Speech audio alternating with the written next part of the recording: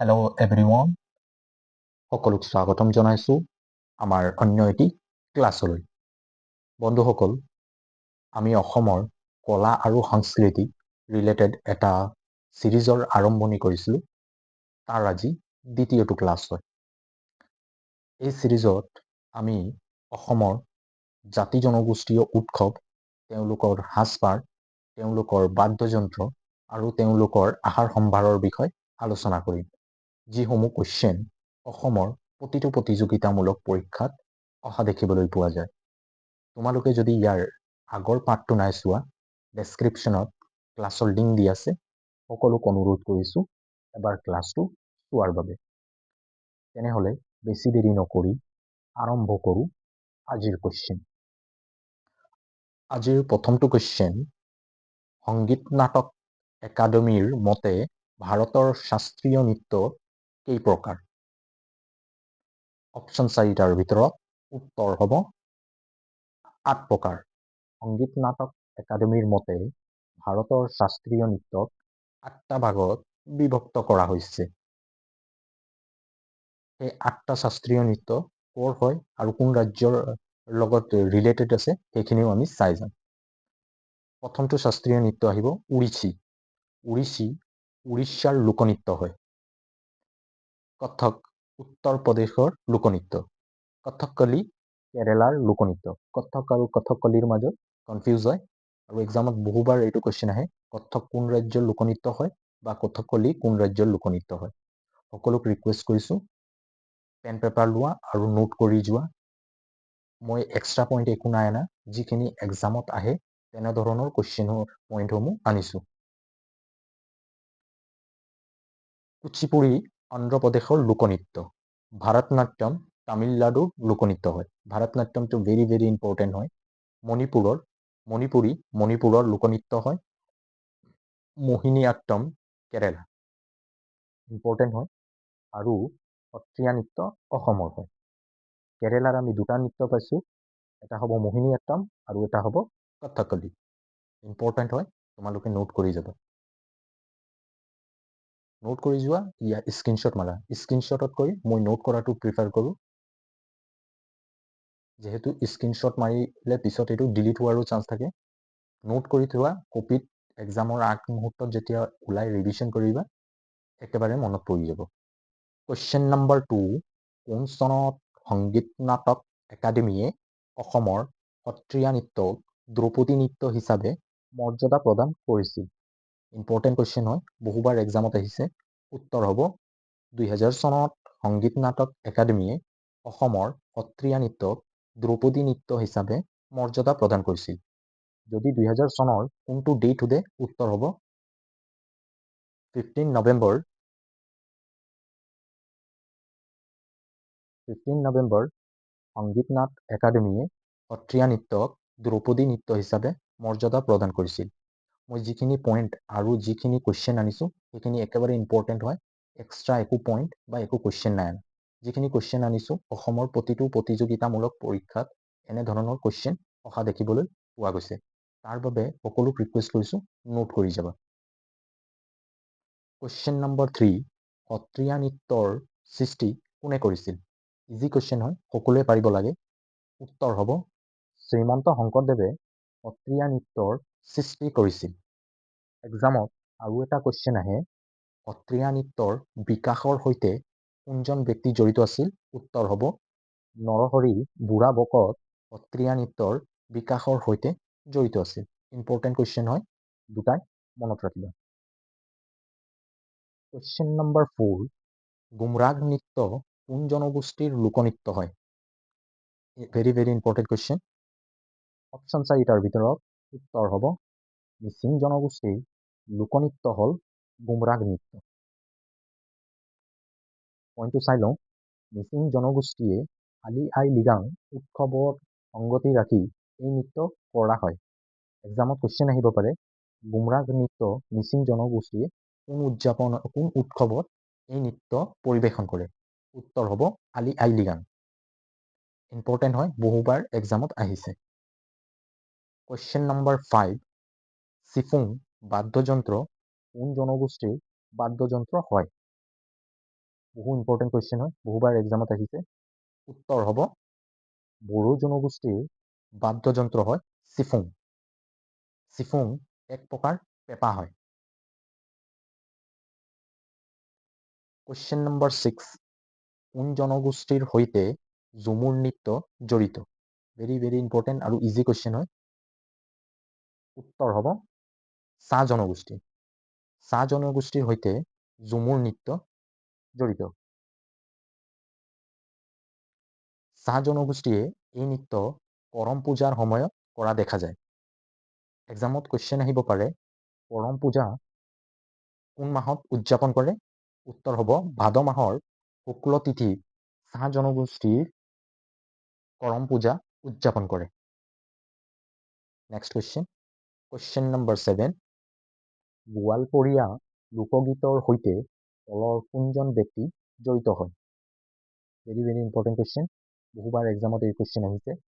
উত্তৰ হ'ব প্ৰতিমা পাণ্ডে বৰুৱা গোৱালপৰীয়া লোকগীতৰ সৈতে জড়িত। কুৱেশ্যন নম্বৰ 8, তলৰ কোন জনগোষ্ঠীৰ লোকনৃত্য হয় বাগৰুম্বা? ইজি কুৱেশ্যন হয়। উত্তৰ হ'ব বড়ো জনগোষ্ঠীৰ লোকনৃত্য হয় বাগৰুম্বা। এই জনগোষ্ঠীৰ আন কিছুমান নৃত্য আছে, সেইখিনি আমি এবাৰ চাই লওঁ। দেওধনী নৃত্য বড়ো জনগোষ্ঠীৰ এটা জনপ্ৰিয় নৃত্য। বাগৰুম্বা বা দেওধনী নৃত্য এক্সামত বহুবাৰ আহিছে। এই নৃত্য কোন দেৱীক সন্তুষ্ট কৰাৰ বাবে কৰা হয় যদি এক্সামত আহে? উত্তৰ হ'ব মনসা দেৱীক সন্তুষ্ট কৰাৰ বাবে এই নৃত্য পৰিৱেশন কৰা হয়। নেক্সট কুৱেশ্যন, বন্ধুসকল, তোমালোকে যদি আমাৰ আসাম হিষ্ট্ৰী, আসাম জিঅ'গ্ৰাফী আৰু ইণ্ডিয়ান পলিটি আৰু কনষ্টিটিউশ্যন ৰিলেটেড ক্লাছখিনি নাই চোৱা, ডেছক্ৰিপশ্যনত সকলো ক্লাছৰ লিংক দিয়া আছে, য'ত আমি আৰম্ভণিৰ পৰা শেষলৈকে কনচেপ্ট আৰু চিৰিয়েলকৈ MCQ আনিছোঁ। যিখিনি MCQ আনিছোঁ, এই MCQখিনি অসমৰ প্ৰতিটো প্ৰতিযোগিতামূলক পৰীক্ষাত আহিছে। আৰু এই ক্লাছসমূহ আমি চিৰিয়েলকৈ আলোচনা কৰিছোঁ আৰু চিৰিজ ৱাইজ আছে। তো সকলোক ৰিকুৱেষ্ট কৰিছোঁ এবাৰ ক্লাছখিনি চোৱাৰ বাবে। ইয়াৰ উপৰিও তোমালোকে যদি MCQ প্ৰেক্টিছ কৰিব বিচাৰা, তাত MCQ চিৰিজ আছে, য'ত আমি বহু গুৰুত্বপূৰ্ণ MCQ আলোচনা কৰিছোঁ।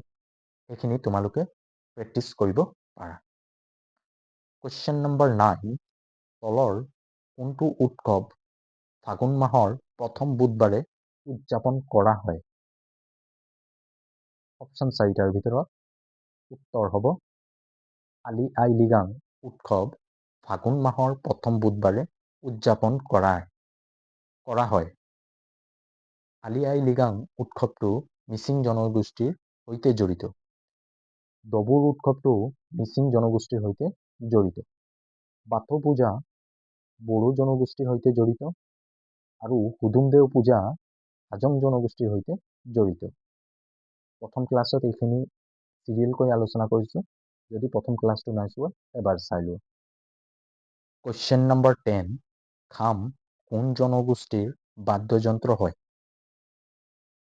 অপশ্যন 4টাৰ ভিতৰত উত্তৰ হ'ব তিৱা জনগোষ্ঠীৰ বাদ্যযন্ত্ৰ হয় খাম।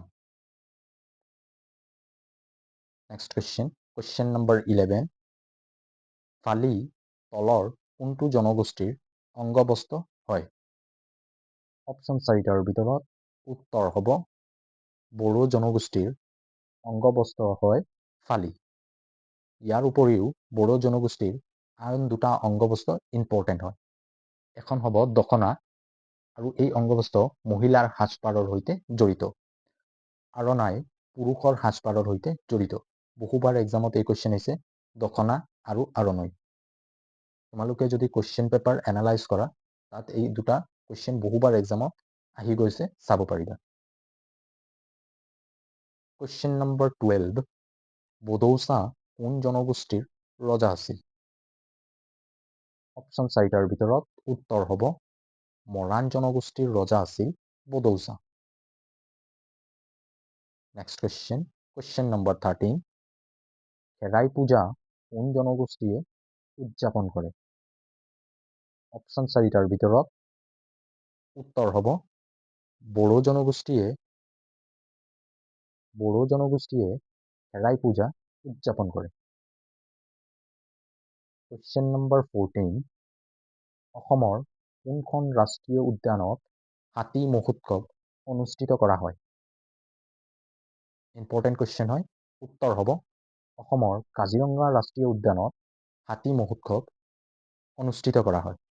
এক্সামত কুৱেশ্যন আহিব পাৰে, হাতী মহোৎসৱ কোন চনৰ পৰা কাজিৰঙা ৰাষ্ট্ৰীয় উদ্যানত আৰম্ভণি কৰা হৈছিল?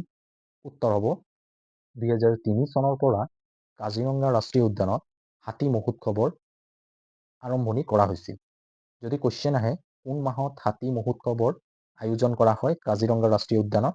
উত্তৰ হ'ব ফেব্ৰুৱাৰী মাহত এই মহোৎসৱটো কাজিৰঙা ৰাষ্ট্ৰীয় উদ্যানত আৰম্ভ কৰা হয়। এই হাতী মহোৎসৱৰ উদ্দেশ্যটো কি হয়?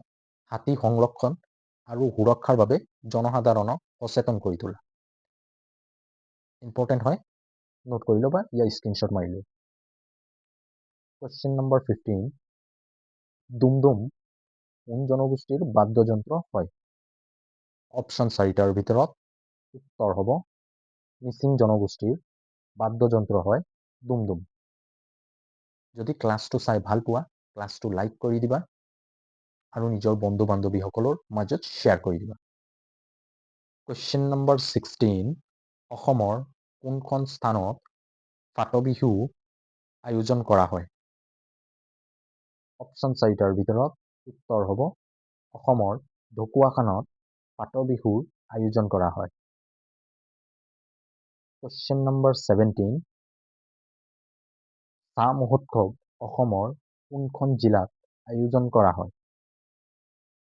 অপশ্যন 4টাৰ ভিতৰত উত্তৰ হ'ব যোৰহাট জিলাত অসমৰ চাহ মহোৎসৱৰ আয়োজন কৰা হয়।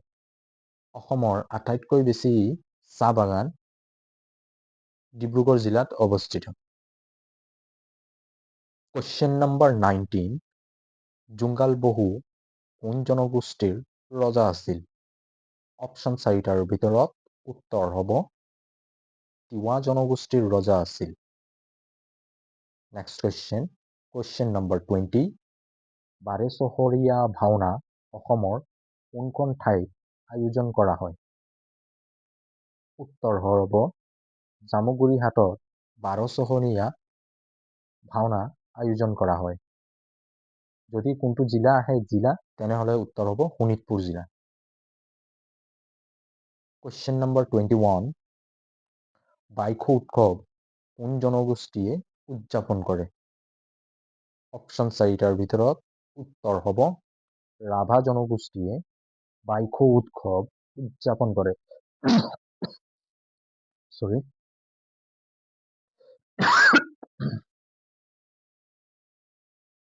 কুৱেশ্যন নম্বৰ 22, অসমৰ কোনখন জিলাত জোনবিল মেলা অনুষ্ঠিত কৰা হয়? ইম্পৰ্টেণ্ট কুৱেশ্যন হয়। উত্তৰ হ'ব অসমৰ মৰিগাঁও জিলাত জোনবিল মেলা অনুষ্ঠিত কৰা হয়। এই মেলাৰ আয়োজন কোনে কৰে? তিৱা সম্প্ৰদায়ৰ লোকসকলে কৰে।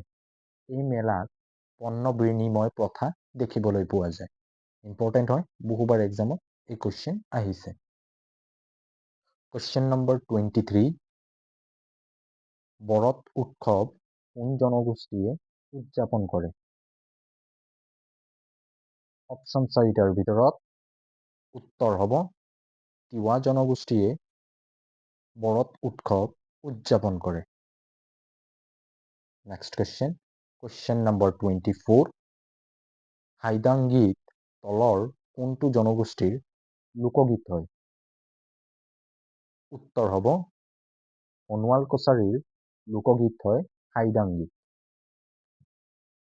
নেক্সট কুৱেশ্যন, আজিৰ শেষৰটো কুৱেশ্যন, কোনে ঝুমুৰা নৃত্যৰ সৃষ্টি কৰিছিল? উত্তৰ হ'ব মাধৱদেৱে ঝুমুৰা নৃত্যৰ সৃষ্টি কৰিছিল। ঝুমুৰা এক প্ৰকাৰ সত্ৰীয়া নৃত্য হয়। ঝুমুৰ আৰু ঝুমুৰা কনফিউজ লগাব। ঝুমুৰ চাহ জনজাতিৰ লোকনৃত্য হয় আৰু ঝুমুৰা সত্ৰীয়া নৃত্য হয়। কুৱেশ্যন নম্বৰ 26টোৰ উত্তৰ মোক কমেণ্ট কৰি জনাবা। যদি ক্লাছত কিবা ডাউট থাকে মোক কমেণ্ট কৰি জনাবা। আমি যিখিনি কুৱেশ্যন আলোচনা কৰিছোঁ এইখিনি কুৱেশ্যন যদি চোৱা তোমালোকে যিকোনো পৰীক্ষাত এনেধৰণৰে কুৱেশ্যন আহে, ইয়াৰ বাহিৰত একো কুৱেশ্যন নাহে। এইখিনি চোৱা ইনাফ, ইয়াতকৈ আৰু ডিপ চোৱাৰ দৰকাৰ নাই। ক্লাছটো যদি চাই ভাল পাইছা নিজৰ বন্ধু বান্ধৱীসকলৰ মাজত শ্বেয়াৰ কৰি দিবা।